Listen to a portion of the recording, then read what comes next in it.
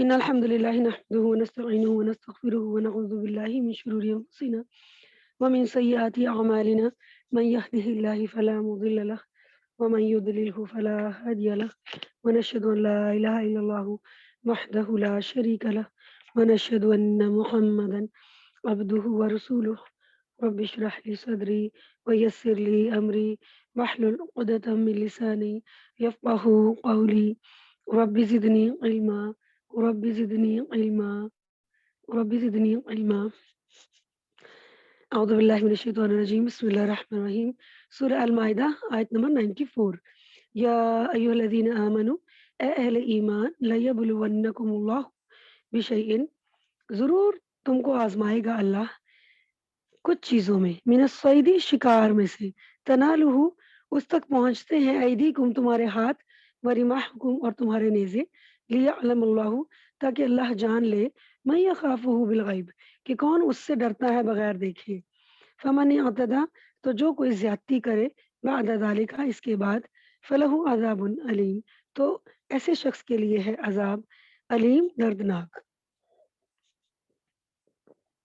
یا ایھا الذین آمنوا اے ایمان والو لا تقتلوا الصید نہ تم مارو شکار کو وانتم حرم اور جبکہ تم حالت احرام میں ہو ومن قتلہ اور جو کوئی اس کو قتل کرے گا مارے گا منکم تم میں سے یعنی حالت احرام میں متعمدن جان بوجھ کر فجزاء مثل تو بدلہ ہے برابر ما قتل من النعام جو اس نے مارا جانور مویشیوں میں سے پھر اس کے بدلے میں اس کو قربانی دینی ہوگی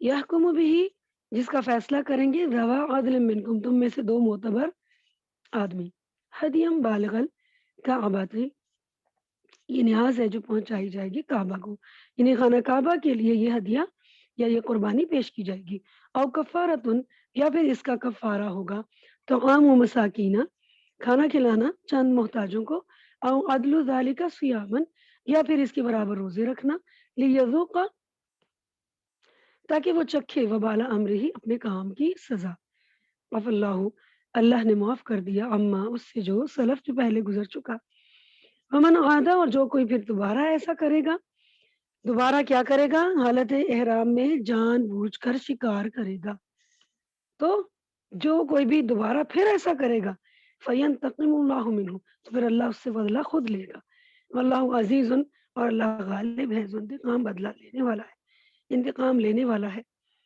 احل لکم حلال کیا گیا تمہارے لیے صید البحری شکار کرنا دریا کا سمندر کا مطعمہ اور اس کا کھانا بھی حلال کر دیا گیا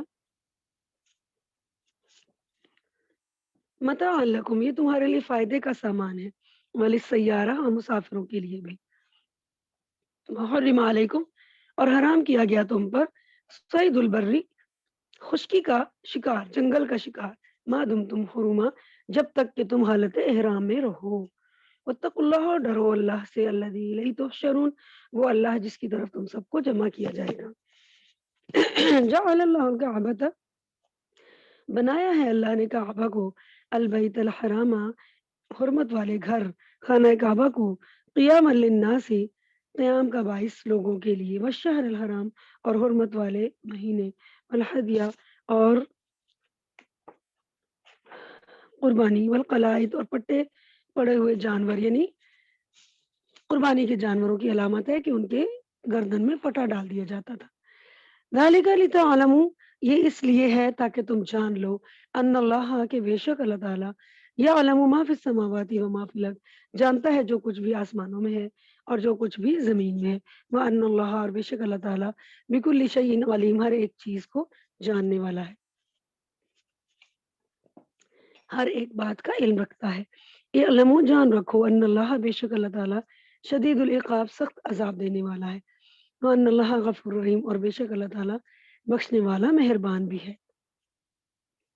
ما علی الرسول الا البلاغ نہیں ہے ہمارے رسول کے ذمے سوائے اس کے کہ پہنچا دینا تو رسول کے ذمے ہے صرف بات کو آگے کنوے کر دینا پہنچا دینا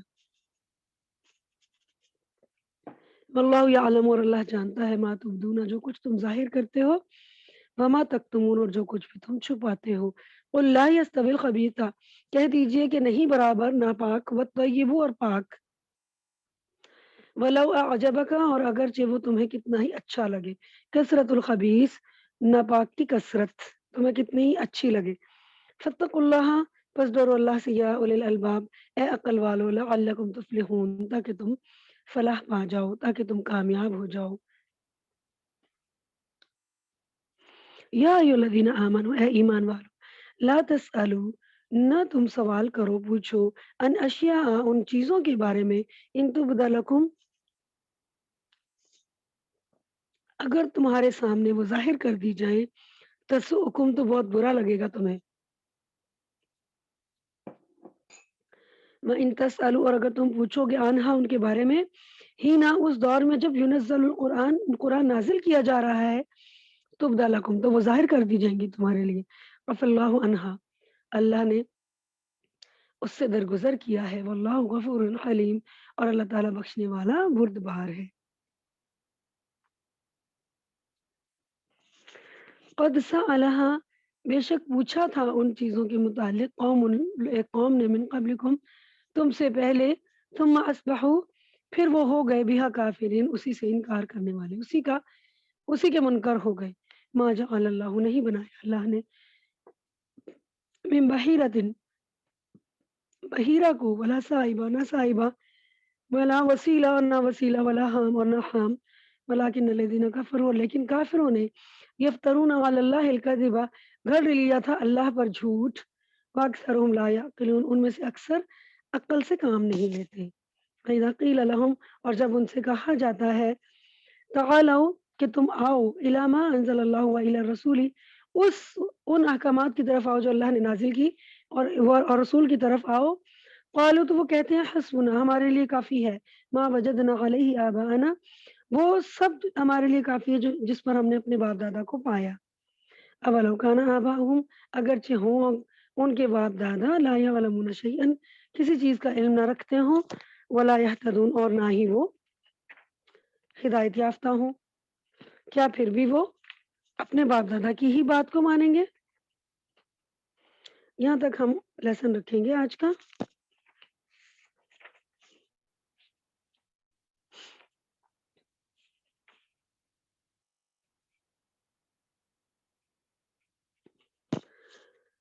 اعوذ باللہ من الشیطان الرجیم بسم اللہ الرحمن الرحیم یا ایھا الذین آمنوا لیبلونکم اللہ بشیء من الصید اے ایمان والو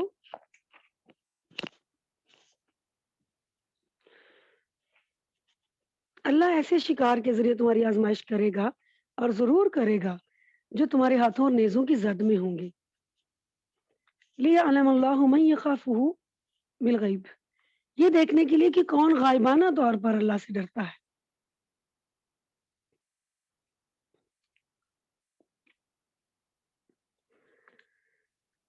تو یہ ہے آزمائش کہ انسان کو جس کام سے منع کیا جاتا ہے وہی کام اگر اس کے لیے آسان کر دیا جائے تو اس کے لیے آزمائش بن جاتا ہے۔ فمن اعتدى بعد ذلك فله عذاب علیم پھر اس کے بعد بھی جس نے اللہ کی حدود سے تجاوز کیا اعتدا کیا یعنی حد سے بڑھ گیا تو اس کے لیے دکھ دینے والا عذاب ہے۔ تو کیونکہ اللہ تعالیٰ نے حالت احرام میں شکار کو حرام قرار دیا یعنی آپ شکار نہیں کر سکتے، کیونکہ جتنی بڑی تعداد میں مکہ میں اور اس کے ارد گرد منا مزدلفہ عرفات ان علاقوں میں بہت بڑی تعداد میں حج کے زمانے میں حاجی لوگوں کی بہت بڑی تعداد ان علاقوں میں آتی ہے، تو اگر اس علاقے کا شکار حلال کر دیا جاتا تو وہاں تو کوئی جانور اور وہاں تو کچھ پھر باقی ہی نہیں بچتا، تو اللہ تعالیٰ نے حالت احرام میں خشکی کا شکار حرام کر دیا۔ یا الذین آمنوا لا تقتلوا الصید وانتم حرم اے ایمان والو تم حالت احرام میں شکار نہ مارو، اور ومن قتلہ منکم اور جس کسی نے دانستہ یعنی جان بوجھ کر متعمدن جان بوجھ کر اس کو پتہ تھا کہ میں حالت احرام میں ہوں، اس کو پتہ تھا کہ اس حالت میں میں شکار نہیں کر سکتا، تو جب یہ کہا گیا نا کہ نہ تم شکار کرو تو کوئی لفظ لا بول کر منع کر دیا جائے تو پھر وہ کام حرام ہوتا ہے، تو جو کوئی پھر جان بوجھ کر शिकार करेगा हालत एहराम में, फ़जज़ाउम मिस्लु मा क़तला मिनन नअम, तो मवेशियों में से उसी शिकार के अम्पल्ला जानवर उसका फिर दम देना होगा, यानी बदले में कुर्बानी करनी होगी। अब इसका फैसला कैसे होगा कि कौन इसके बदले में क्या देगा? इसका फैसला तुम में से यहकुम बिही ज़वा अदलिन मिनकुम, तुम में से 2 आदिल आदमी करेंगे। हदियम बालिगल काबती औ कफ़ारतुन तआमु मसाकीन, ये जानवर काबा ले जाकर कुर्बानी किया जाए या चंद मसाकीन को खाना खिलाना, ये भी इसका बदला हो सकता है। औ अदलु ज़ालिका सियामन, या इसके बराबर रोज़े रखना इसका कफ़ारा है। तो हालत एहराम में शिकार कर लेने के बाद उसका कफ़ारा क्या है कि या तो उसी जानवर जिसका आपने शिकार किया, मसलन हिरन का शिकार किया तो उसकी अम्पल्ला तकरीबन बकरी है, तो आप बकरी को जो कुर्बान करेंगे खाना काबा में, मिना में। और अगर आपने नील गाय यानी बड़ा जानवर शिकार किया है तो फिर आपको गाय या बछड़ा जो है वो कुर्बान करना होगा। अगर आप कुर्बानी नहीं कर सकते, इतने पैसे आपके पास नहीं है, तो चंद मिस्कीनों को खाना खिला दें। अब वो चंद का मतलब क्या, 2, 4 या 6? क्योंकि हम पीछे देखते हैं कि कसम के कफ़ारे में तो अल्लाह ताला ने 10 मसाकीन की तादाद भी बता दी थी, यहाँ कहा कुछ चंद। तो इसका फैसला कैसे करेंगे?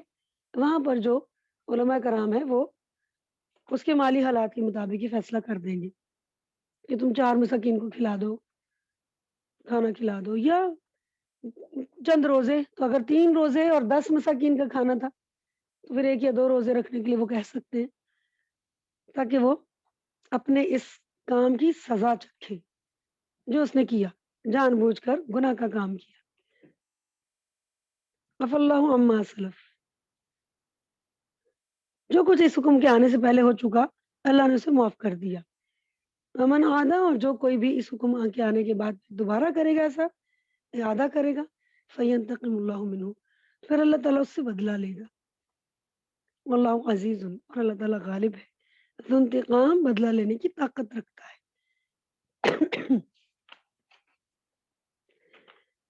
तो जो शख्स हालत एहराम में होता है उसको मुहरिम कहते हैं, मुहरिम।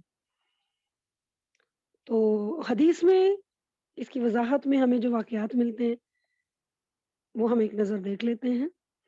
मुहरिम शिकार के लिए ना किसी दूसरे को कह सकता है, ना शिकार की तरफ या शिकार करने के लिए किसी को इशारा कर सकता है, ना ही शिकार में किसी तरह की मदद कर सकता है। लेकिन अगर किसी गैर मुहरिम ने, यानी कोई ऐसा शख्स शिकार करे जिसने एहराम नहीं बाँधा हुआ, तो उसके किए गए शिकार के जानवर में से वो कुछ खाना चाहे तो खा सकता है। अबू कतादा एक सहाबी हैं रज़ी अल्लाह तआला अन्हु, वो कहते हैं कि जब हम हुदैबिया के सफ़र पर रवाना हुए, तो आप सल्लल्लाहु अलैहि वसल्लम के तमाम सहाबा ने एहराम बाँधा था, सिर्फ़ मैंने एहराम नहीं बाँधा था। मेरे साथियों ने रास्ते में एक जंगली गधा देखा, वो एक दूसरे को देखकर हँसने लगे। मैं अपनी जूती सिलाई करने में मशगूल था, लेकिन उन्होंने मुझे नहीं बताया, अगरचे वो चाहते थे कि मैं उसे देख लूँ। अचानक मैंने नज़र उठाई तो गधे को देखा। मैं घोड़े पर ज़ीन कसकर उस पर सवार हो गया। जल्दी से कोड़ा और नेज़ा लेना भूल गया। मैंने उन्हें कहा कि मुझे कोड़ा और नेज़ा उठाकर दे दो। उन्होंने कहा, अल्लाह की कसम, हम इस काम में तुम्हारी कुछ मदद नहीं करेंगे। यानी उनको नबी सल्लल्लाहु अलैहि वसल्लम ने ये अहकामात सिखा रखे थे। मुझे गुस्सा आ गया, खैर मैंने उतर कर कोड़ा और नेज़ा पकड़ा, फिर सवार हो गया। फिर मैं इस गधे पर हमला आवर हुआ और नेज़ा चबो कर उसे रोक दिया। मैंने फिर उनसे मदद तलब की, उन्होंने फिर मेरी मदद करने से इनकार कर दिया। अलगर्ज़ हम सब ने इसमें से खाया। फिर मैं रसूल अकरम सल्लल्लाहु अलैहि वसल्लम से जा मिला। मैंने कहा, हमने एक जंगली गधे का शिकार किया है। आप सल्लल्लाहु अलैहि वसल्लम ने सहाबा से पूछा, क्या तुम में से किसी ने शिकार किया था या हमला करने को कहा था या उसकी तरफ इशारा किया था या किसी किस्म की मदद की थी? सहाबा कराम ने कहा कि नहीं। फिर आप सल्लल्लाहु अलैहि वसल्लम ने सहाबा से जो कि एहराम बाँधे हुए थे कहा, तुम भी इसे खा सकते हो। फिर पूछा, क्या तुम्हारे पास उसमें से कुछ बाकी है, यानी गोश्त में से? तो मैंने दस्ती पेश की जिसे आप सल्लल्लाहु अलैहि वसल्लम ने काट कर खाया। यानी गोश्त ज़ाहिर है उनके पास भुना हुआ होगा तभी तो उसी वक़्त खाया। तो जिस तरह एहराम बाँधे हुए को शिकार करना हराम है, इसी तरह हरम मक्का में दाखिल होने वाले पर भी हराम है। तो ये आज़माइश किस लिहाज़ से थी? अब देखिए, हुदैबिया के सफ़र में रास्ते में शिकार की बड़ी अफ़राद थी। کیونکہ راستے میں گزر رہے تھے نا، تو بہت سارے جانور تھے، اس لیے کہ وہ حدود حرم میں تو داخل ہی نہیں ہوئے تھے، مسلمانوں کی خوراک کے لیے اس کی ضرورت بھی تھی، حتیٰ کہ بعض جانور اور پرندے صحابہ کے خیموں اور ڈیروں میں گھس آتے تھے، جیسے کچھ پرندے جو ہیں وہ اڑتے اڑتے زمین پر آ کے بیٹھ جاتے ہیں، تاہم مسلمان اس آزمائش میں پورے اترے، جبکہ بنی اسرائیل کے سمندر کے کنارے بسنے والے ماہی گیر ایسے ہی امتحان میں بری طرح ناکام ہوئے تھے اور مکر و فریب سے اللہ کے حکم کی نافرمانی کی، جس کی پاداش میں وہ بندر بنا دیے گئے، جن کو مچھلی کا شکار کرنے سے منع کیا گیا تھا نا ہفتے کے دن۔ تو کہا جاتا ہے، اس میں قرآن پاک میں بھی ایک آیت میں آتا ہے کہ جمعے اور ہفتے کے دن ہی مچھلیاں بہت بڑی تعداد میں ان کے ساحل کے بالکل قریب قریب آ جاتی تھی، کہ جس کو وہ ہاتھ ڈال کے بھی وہ پکڑنا چاہے تو پکڑ سکتے تھے، بالکل کنارے پہ آ جاتی تھی۔ تو سوچے کتنی بڑی آزمائش کہ ہفتے والے دن شکار نہیں کرنا اور ہفتے کو ہی پورا ساحل مچھلیوں سے بھر جاتا تھا۔ تو انسان ہے نا، لالچ میں آ جاتا ہے۔ تو یہ تھی آزمائش کہ ہم ضرور تم کو آزمائیں گے۔ دو معتبر منصف مزاج آدمی یہ فیصلہ کریں گے کہ کون سا جانور اس شکار کردہ جانور کے بدلے میں اسی کی جنس میں سے ہو اور اسی کی قیمت کے برابر ہو، تو یہ جانور کعبہ لے جا کر ذبح کیا جائے گا۔ کفارہ دینے والا خود اس میں سے کچھ نہیں کھا سکتا۔ اگر ایسا جانور میسر نہیں آتا تو دو عادل یہ فیصلہ کریں گے کہ شکار کردہ جانور کی قیمت کیا ہے، اس قیمت کا غلہ لے کر یا مسکینوں کو کھانا کھلایا جائے یا وہ غلہ ان میں تقسیم کر دیا جائے۔ یہ فیصلہ بھی وہ دو معتبر انسان ہی کریں گے۔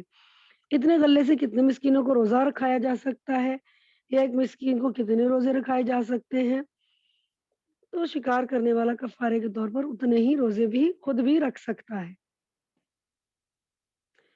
تو یہ تو ہو گیا کفارہ، جس نے جان بوجھ کر شکار کیا حالت احرام میں۔ رہی بات یہ کہ اگر کسی نے بھول کر شکار کر لیا یا غلطی سے اس کا تیر شکار کو جا لگا، تو کیا اس پر بھی یہ کفارہ ہے؟ تو فقہا کہتے ہیں کہ ایسے قتل خطا یا عمد میں کوئی فرق نہیں، کیونکہ یہ جو شکار کرے گا وہ جان کے ہی کرے گا نا، غلطی سے تو حالت احرام میں غلطی سے کوئی تیر کیوں چلائے گا؟ پھر آگے کچھ اور بحث بھی ہے، اس کو ہم چھوڑ دیتے ہیں کہ مطلب اس نے شکار کیا تو جانور ابھی مرا نہیں بلکہ صرف زخمی ہوا تو پھر کیا ہوگا، تو یہ مزید آگے بہت ساری ڈیٹیلز ہیں۔ ہاں البتہ 5 جانور ایسے ہیں جنہیں حالت احرام میں بھی اور حرم کے اندر بھی مارا جا سکتا ہے۔ عبداللہ ابن عمر حضرت ام المومنین حضرت حفصہ رضی اللہ تعالیٰ عنہ سے روایت کرتے ہوئے کہتے ہیں کہ رسول اللہ صلی اللہ علیہ وسلم نے فرمایا 5 جانور ایسے ہیں جن کو مار ڈالنے میں کوئی قباحت نہیں۔ صحیح بخاری میں یہ حدیث ہے۔ کوا، چیل، چوہا، بچھو اور کاٹنے والا کتا۔ تو یہ دراصل احرام کی پابندیوں میں سے بھی ہے اور حرم کے آداب میں سے بھی ہے کہ وہاں کی کسی مخلوق کو بھی تکلیف نہ دی جائے، لیکن یہ 5 جانور اسی لیے ایگزمپٹ کیے گئے، مستثنی قرار دیے گئے کیونکہ ان سے لوگوں کو نقصان پہنچنے کا اندیشہ ہوتا ہے۔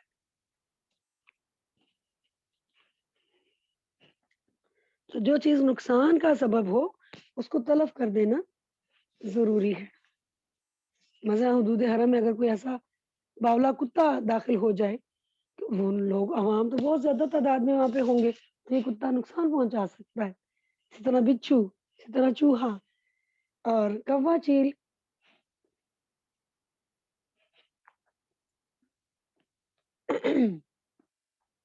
احل لکم صید البحر وطعامہ متاعا لکم وللسیارۃ وحرم علیکم صید البر ما دمتم حرما۔ تمہارے لیے سمندر کا شکار اور اس کا کھانا حلال کیا گیا۔ یعنی سمندری سفر جو ہوتا ہے نا، اس میں ٹائم بہت زیادہ لگتا ہے، وقت بہت زیادہ لگتا ہے، بہت لمبا ہوتا ہے، بعضوں کا 2 3 مہینے آپ کو بحری جہاز میں ہی گزارنے ہوتے ہیں۔ تو ایسی حالت میں اگر مسافروں کے پاس کھانے پینے کا سامان ختم ہو جائے تو پھر وہ تو بھوکے مر جائیں گے، اگر ان پر سمندر کا شکار حرام کر دیا جائے تو۔ یہ اجازت محرم اور غیر محرم سب کو ہے، یعنی حالت احرام میں ہو کوئی یا احرام میں نہ ہو، تو حالت احرام میں صرف خشکی کے جانوروں کا شکار کرنا मना है। ये देखिए ना, हुर्रिम अलैकुम सैदुल बर्रि मा दुमतुम हुरुमा। समुद्र के शिकार की इजाज़त में ग़ालिबन मसलहत यही है जो मैंने अभी आपको बताई कि अगर समुद्र में ज़ादिरा ख़त्म हो जाए, खाने-पीने का सामान, राशन ख़त्म हो जाए, तो समुद्र में मज़ीद ज़ादिरा का हसूल खुश्की की निस्बत बहुत मुश्किल होता है। तो जब तक आप अ, अपने मंज़िल तक पहुँच ना जाएँ, आप कोई चीज़, सामान आपको नहीं मिल सकता।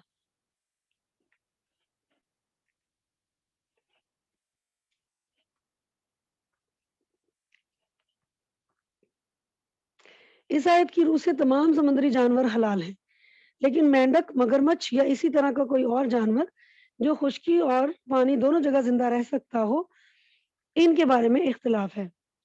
समुद्री जानवरों को ज़िबा करने की ज़रूरत पेश नहीं आती क्योंकि वो पानी से अलग होते ही मर जाते हैं। अगर चंद लम्हे ज़िंदा रहें भी तो उन्हें ज़िबा करने की ज़रूरत नहीं होती। जैसे कि मछली, ख़्वाह वो ज़िंदा हो या मर चुकी हो, हर हालत में हलाल है। हज़रत जाबिर बिन अब्दुल्लाह रज़ियल्लाहु ताला अन्हु फरमाते हैं, रसूलुल्लाह सल्लल्लाहु अलैहि वसल्लम ने 8 हिजरी में समंदर के किनारे एक लश्कर भेजा। अबू उबैदा बिन अल जर्राह को उसका सरदार मुकर्रर किया। ये 300 आदमी थे, मैं भी इनमें शामिल था। रास्ते में हमारा ज़ादिरा ख़त्म हो गया। अबू उबैदा ने हुक्म दिया कि सब लोग अपना-अपना तोशा लाकर इकट्ठा करें, यानी खाने-पीने का सामान।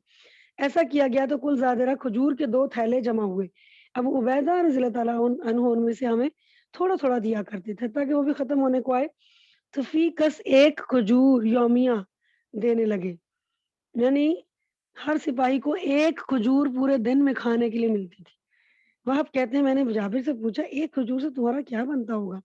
उन्होंने कहा, जब वो भी बाकी ना रहीं, तब हमें पता चला कि वो 1 खजूर भी कितनी बड़ी नेमत थी। फिर जब हम समंदर पर पहुँचे तो देखा कि पहाड़ की तरह एक बहुत बड़ी मछली पड़ी है। लश्कर के लोग 18 दिन तक उसमें से खाते रहे। फिर अबू उबैदा ने हुक्म दिया, इसकी 2 पसलियाँ खड़ी की गईं, तो ऊँट उनके नीचे से निकल गया और पसलियों की बुलंदी तक ना पहुँचा। यानी इतनी बड़ी वो व्हेल मछली थी। तो समुद्री व्हेल मछली जो है उनके काम आई। तो नबी सल्लल्लाहु अलैहि वसल्लम ने भी इसमें से, इसके गोश्त में से फिर कुछ ये बचाकर जब लेकर गए, तो सल्लल्लाहु अलैहि वसल्लम को भी पेश किया गया था। तो समुद्री शिकार को हलाल रखा गया। वत्तकुल्लाह अल्लज़ी इलैहि तुहशरून। अल्लाह के अहकाम की खिलाफवर्जी करने से बचते रहो, डरते रहो, जिसके हुज़ूर तुम सबको जमा किया जाएगा। जअलल्लाहुल कअबतल बैतल हराम क़ियामन लिन्नासि वश्शहरल हराम वल हदिय वल क़लाइद।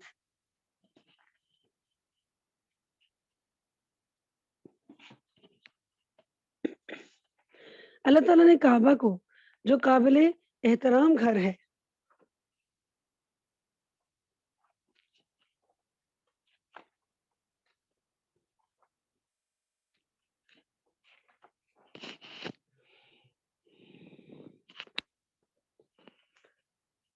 अल्लाह ताला ने काबा को जो काबिले एहतराम घर है, लोगों के लिए अम्न के क़याम का ज़रिया बना दिया है। क़ियामन लिन्नासि वश्शहरल हराम वल हदिय वल क़लाइद, और हुर्मत वाले महीनों को भी, कुर्बानी को और पट्टे वाले जानवरों को भी। ज़ालिका लितअलमू अन्नल्लाह यअलमु मा फ़िस समावाति व मा फ़िल अर्द, ताकि तुम्हें मालूम हो जाए कि अल्लाह आसमान और ज़मीन में मौजूद तमाम चीज़ों के हालात खूब जानता है। व अन्नल्लाह, और ये भी कि अल्लाह बिकुल्लि शैइन अलीम, हर एक चीज़ को जानने वाला है, हर एक चीज़ का इल्म रखता है।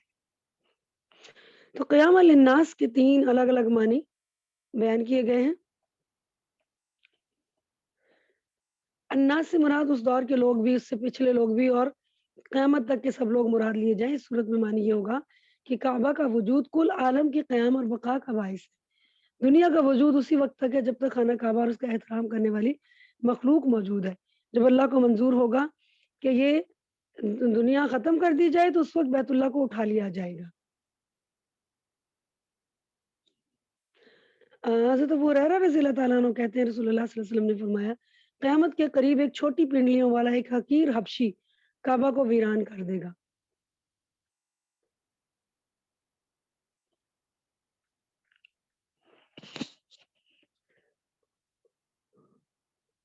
तो आप देखें کہ یہ قیامت کی نشانی اللہ تعالیٰ نے نبی صلی اللہ علیہ وسلم کے کی زبان سے خود بیان فرما دی۔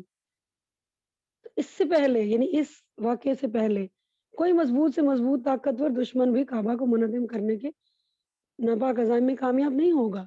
اللہ تعالیٰ نے جس طرح اصحاب الفیل کو ذلیل و ناکام بنایا تھا، ایسے ہی ہر اس شخص کو یا قوم کو ہلاک کر دے گا جو کعبہ کو نقصان پہنچانے کی کوئی حرکت کرے گا۔ لیکن جب اللہ کو منظور ہوگا تو ایک حبشی خانہ کعبہ کی دیواروں کو توڑ ڈالے گا۔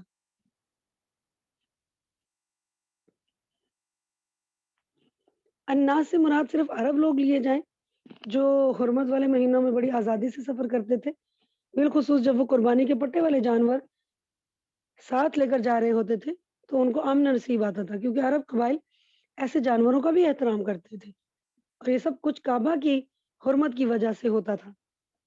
حج اور عمرہ کرنے والے اور تجارتی قافلے تہائی سال نہایت اطمینان سے سفر کرتے تھے۔ اس طرح کعبہ پورے ملک کی تمدنی اور معاشی زندگی کا ایک سہارا بنا ہوا تھا۔ اگر الناس سے مراد مکہ اور اس کے ارد گرد کے لوگ لیے جائیں تو اس صورت میں معنی یہ ہوگا کہ یہ ایک صحرا جس میں نہ کوئی پانی تھا، نہ کوئی غلہ اناج، ایک دانہ بھی نہیں اگتا وہاں پہ، تو کعبہ کا وجود مکہ اور آس پاس کے تمام لوگوں کے لیے اپنی معاش کا ایک ایسا ذریعہ دے دیا گیا کہ ان کی پورا سال ان کا بہت خوشحالی سے گزرتا ہے، اور پوری دنیا سے حج اور عمرے کے لیے آنے والے لوگوں کو قیام، طعام اور نقل و حرکت کی خدمات مہیا کرنے کی عوض ان لوگوں کو اتنی آمدنی حاصل ہو جاتی ہے جس سے وہ سال بھر بہترین خوشحالی سے گزارا کر سکتے ہیں، بلکہ اس سے بھی زیادہ نیز انہیں دوسرے بھی بہت سے معاشرتی اور سیاسی فوائد حاصل ہوتے ہیں۔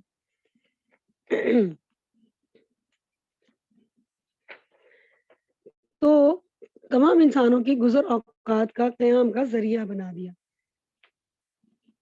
آپ دیکھیں نا کہ وہ صحرا جہاں کچھ بھی اگتا نہیں ہے، لیکن آج بھی ہم وہاں جائیں تو پوری دنیا کی تمام کھانے پینے کی چیزیں اور اجناس وہاں پر میسر ہیں۔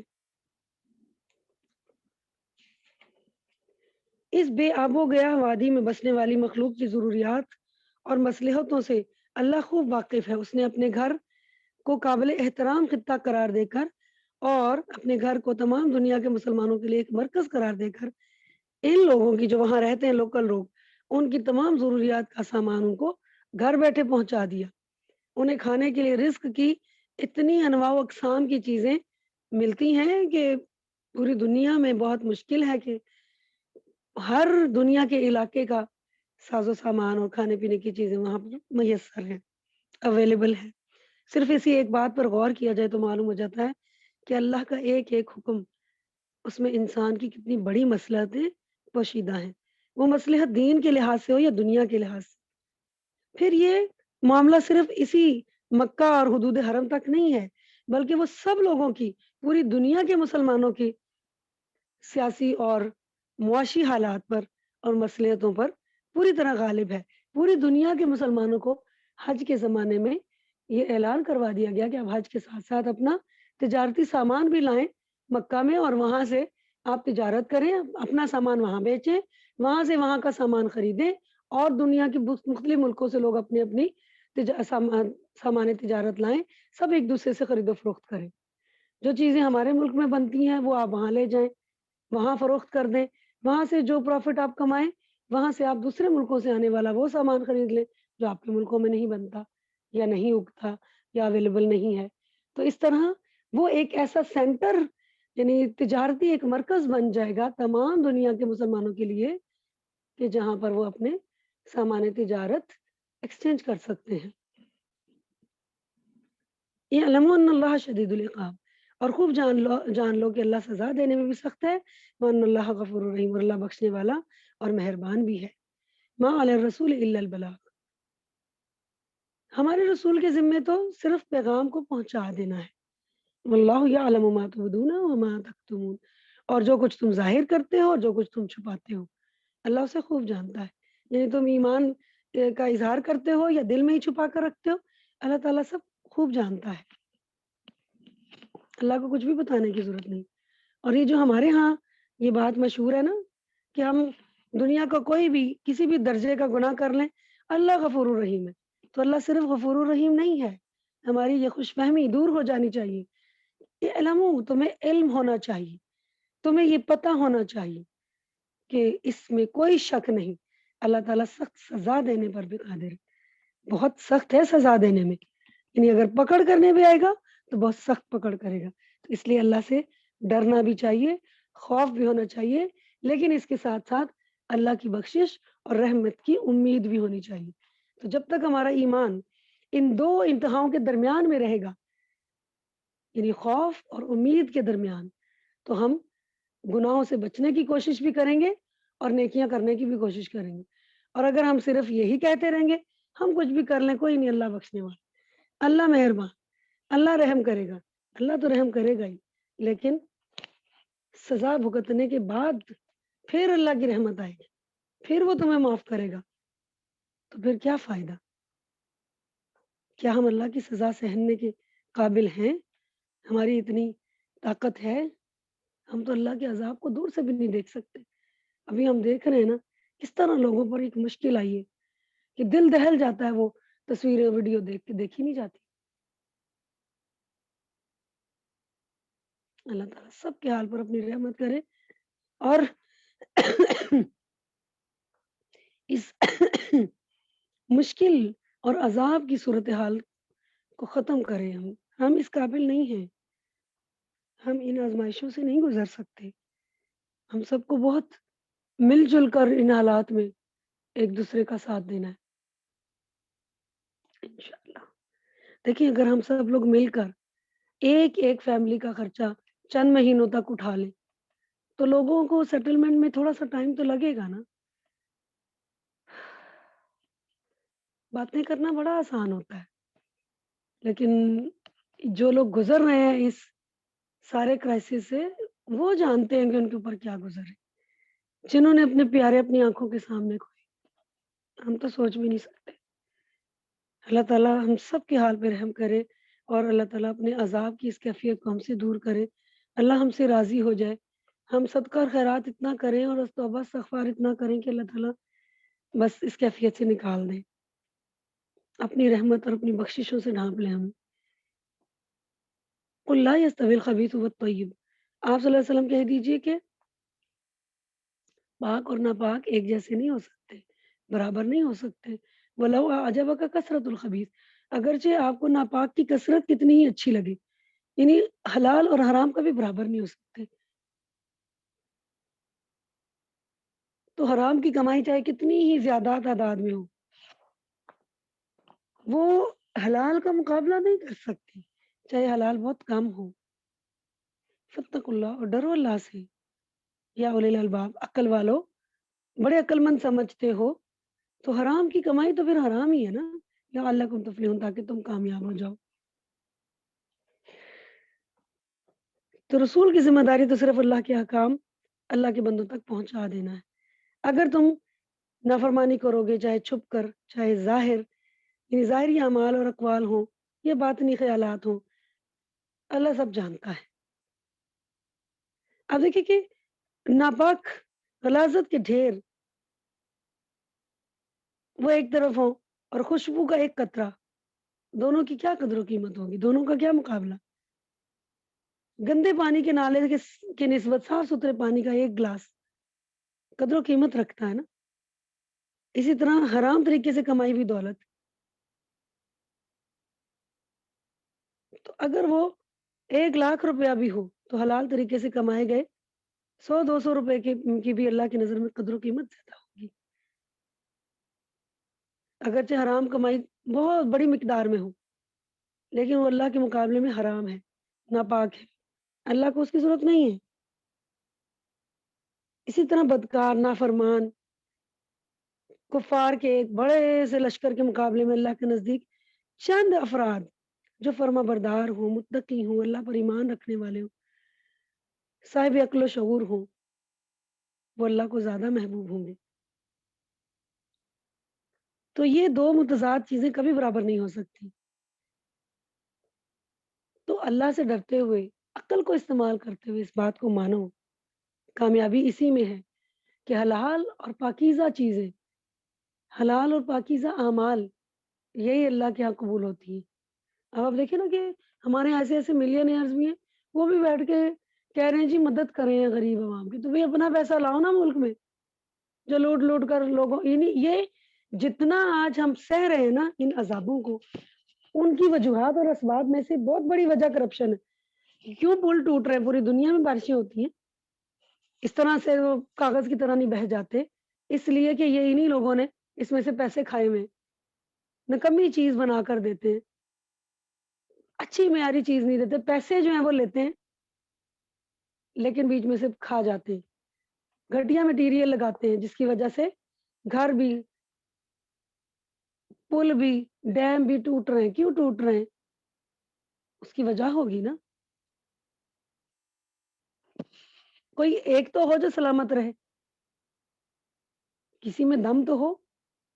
तो घटिया मटीरियल लगाते हैं, पैसा खा जाते हैं। तो ये नापाक कमाइयाँ खाकर आज भी लोगों से माँग रहे हैं कि जी लोगों की मदद करें।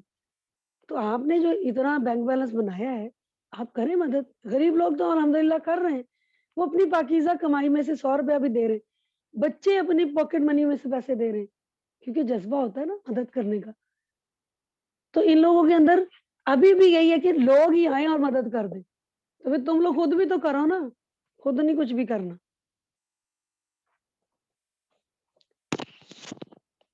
तो आखिरत में कामयाबी के लिए हमें इन बातों को समझना होगा कि हराम की कमाई करोड़ों अरबों में भी हो तो अल्लाह को उसकी कोई कदर नहीं है। या अय्युहल्लज़ीना आमनू, ए ईमान वालों, ला तसअलू अन अशियाअ इन तुबदा लकुम तसुअकुम। ऐसी बातों के मुतालिक सवाल ना किया करो कि अगर वो तुम पर ज़ाहिर कर दी जाएँ तो तुम्हें नागवार होंगी। व इन तसअलू अनहा अनहा हीहीन युनज़्ज़लुल कुरआन तुबदा लकुम।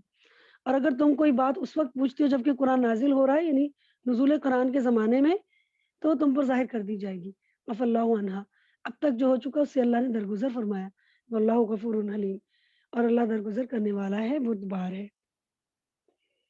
यानी ऐसे सवाल रसूलुल्लाह सल्लल्लाहु अलैहि वसल्लम से ना किया करो, जिनमें ना तुम्हारा कोई दीनी फ़ायदा है, ना कोई दुनियावी फ़ायदा। क्योंकि ख़वाह-ख़वाह सवाल पूछने से इंसान को नुकसान ही होता है, उस पर कोई पाबंदी ही आयद होती है। अबू मूसा अशअरी रज़ियल्लाहु ताला अन्हु कहते हैं, एक दफ़ा लोगों ने आप सल्लल्लाहु अलैहि वसल्लम से ऐसी बातें पूछी कि आप सल्लल्लाहु अलैहि वसल्लम को बुरा मालूम हुआ। जब बहुत सवाल जवाब हुए तो आपको गुस्सा आ गया। आप सल्लल्लाहु अलैहि वसल्लम ने फरमाया, "अब जो चाहो पूछो, पूछते जाओ।" एक शख्स ने पूछा कि मेरा बाप कौन है? आपने फरमाया तेरा बाप हुज़ैफ़ा है। दूसरा शख्स बोला, मेरा बाप कौन है? फरमाया तेरा बाप फलाँ है। जब हज़रत उमर ने आपके चेहरा मुबारक पर गुस्से के आसार देखे तो कहने लगे, या रसूलल्लाह सल्लल्लाहु अलैहि वसल्लम, हम अल्लाह के हुज़ूर तौबा करते हैं। तब ये आयत नाज़िल हुई। इसी तरह एक दूसरी रिवायत में आता है कि एक शख्स ने पूछा मेरा बाप कहाँ है? यानी जो फ़ौत हो गया था वो जन्नत में है या जहन्नुम में? तो आप सल्लल्लाहु अलैहि वसल्लम ने फरमाया जहन्नुम में। तो मतलब अगर आपको पता चल जाए अपनी ज़िंदगी में ही कि आपके वालिद मरने के बाद जहन्नुम में हैं, तो हम तो अपनी ज़िंदगी नहीं गुज़ार सकते। कितना डिप्रेशन में आ जाएँगे, कितनी परेशानी में आ जाएँगे। तो इसलिए हमें ला इल्म रखा गया कि जो दुनिया से चले गए उनको अल्लाह के हवाले कर दो, ताकि जो दुनिया में मौजूद है वो अपनी ज़िंदगी सुकून से गुज़ार सकें। वरना तो हम उस परेशानी से निकल ही नहीं सकेंगे कि अगर वो तुम पर ज़ाहिर कर दी जाए, तो तुम्हें बुरा लगे। आप सल्लल्लाहु अलैहि वसल्लम ने फरमाया, हज़रत साद बिन अबी वक़ास से रिवायत है, बड़ा कसूरवार वो मुसलमान है, जो एक बात पूछे जो हराम ना हो, लेकिन उसने पूछने की वजह से हराम हो जाए। इसी तरह सही बुखारी ही में है, आप सल्लल्लाहु अलैहि वसल्लम ने फरमाया बेफ़ायदा बक-बक करने, ज़्यादा सवाल करने, मालो-दौलत ज़ाया करने, माँओं को सताने, लड़कियों को ज़िंदा दरगोर करने और दूसरों का हक दबाने से मना फरमाया है। एक शख्स था अक़रा बिन हाबिस, उसने पूछा, या रसूलल्लाह सल्लल्लाहु अलैहि वसल्लम, क्या हज हर साल फ़र्ज़ है? जब नबी सल्लल्लाहु अलैहि वसल्लम ने ये हुक्म पढ़कर बताया कि अल्लाह ताला ने खाना काबा का हज करना फ़र्ज़ करार दिया, तो फ़ौरन उसने सवाल किया, क्या हर साल? आप सल्लल्लाहु अलैहि वसल्लम चुप रहे। उसने दोबारा यही सवाल किया, आपने पूछा, आप फिर भी चुप रहे। तीसरी मर्तबा भी यही पूछा तो आपने फरमाया नहीं, और कहा अगर मैं हाँ कह देता, तो तुम पर हर साल हज करना वाजिब हो जाता। तो ये आयत नाज़िल हुई। हज़रत अबू हुरैरा रज़ियल्लाहु ताला अन्हु रिवायत करते हैं, नबी सल्लल्लाहु अलैहि वसल्लम ने फरमाया कि मैं जो बात छोड़ दूँ यानी उसका ज़िक्र ना करूँ, तो तुम भी उसका ज़िक्र ना करो। کیونکہ تم سے پہلے لوگ زیادہ سوال کرنے اور اپنی انبیاء سے اختلاف کرنے کی بنا پر تباہ ہوئے تھے۔ اسی طرح ایک جگہ آپ نے فرمایا جس کام سے میں تمہیں منع کروں اس سے باز آ جاؤ، جس کام کو کرنے کا حکم دوں اس کام کو جہاں تک ہو سکے کر ڈالو، کیونکہ تم سے پہلے لوگ زیادہ سوال کرنے اور اپنے پیغمبروں سے اختلاف کرنے کی وجہ سے ہی تباہ ہوئے تھے۔ آپ صلی اللہ علیہ وسلم نے فرمایا اللہ نے کچھ فرائض تم پر عائد کیے ہیں، انہیں ضائع نہ کرو، کچھ چیزیں حرام کی ہیں ان کے پاس نہ پھٹکو، کچھ حدود مقرر کی ہیں ان سے تجاوز نہ کرو، کچھ چیزوں کے متعلق خاموشی اختیار کی ہے بغیر اس کے کہ وہ اسے بھول لاحق ہو، لہٰذا ان کی قرید نہ کرو۔ تو قد سأل قوم من قبلكم ثم اصبحوا بها کافرین، تم سے پہلے کچھ لوگوں نے ایسے ہی سوال کیے تھے، پھر انہی باتوں کی وجہ سے وہ کفر میں مبتلا ہو گئے۔ تو یہ کون لوگ تھے؟ یہ یہودی تھے جنہوں نے موسیٰ علیہ السلام سے سوال کر کر کے انہیں پریشان کر رکھا تھا۔ جیسے گائے ذبح کرنے کا حکم دیا تو پہ در پہ سوالات شروع کر دیے، اور کہ ہمیں اللہ سے پوچھ کر بتاؤ اس گائے کی عمر کیا ہو، اس کا رنگ کیا ہو، وہ کیا کام کرتی ہو۔ تو حالانکہ اگر وہ سوال نہ کرتے تو کوئی سی گائے بھی ذبح کرتے تو ان کی قربانی قبول کر لی جاتی، لیکن پہ در پہ سوال کرنے سے اپنے آپ پر پابندی بڑھاتے ہی چلے گئے، تو یہی زیادہ سوالات کا نقصان ہے۔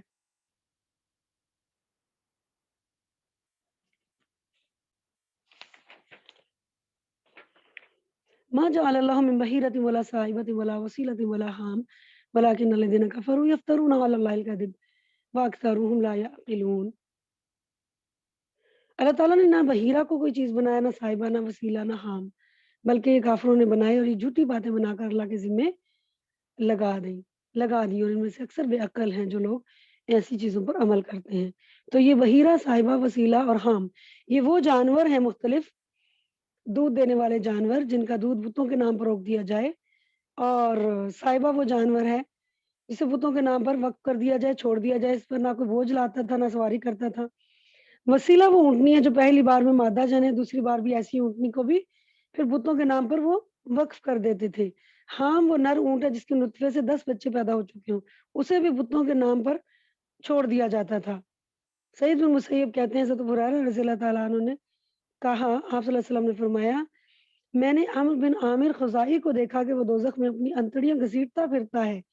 تو یہ جو جانوروں کو وقف کرنے کی رسم سب سے پہلے اسی نے نکالی تھی۔ اسی طرح عمرو بن لحی کا ذکر بھی آتا ہے۔ یہ شخص آپ صلی اللہ علیہ وسلم کی بعثت سے تقریباً 300 سال مکہ کا فرما روا بن گیا تھا۔ اس نے دین ابراہیمی میں بہت سی خرافات اور شرکیہ کام شامل کر دیے تھے، بہت سی حلال چیزوں کو حرام، حرام چیزوں کو حلال کر دیا تھا۔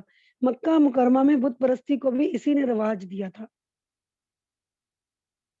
تو یہ رسم و رواج تھے کہ مختلف جانوروں کو ان کے کان چیر کر ایک نشانی لگا دیتے تھے کہ یہ ہمارے بتوں کے نام وقف ہیں، نہ ان کا دودھ عام لوگ استعمال کریں، یہ صرف وہاں کے جو بتوں کے مجاور ہوتے تھے وہی استعمال کرتے تھے۔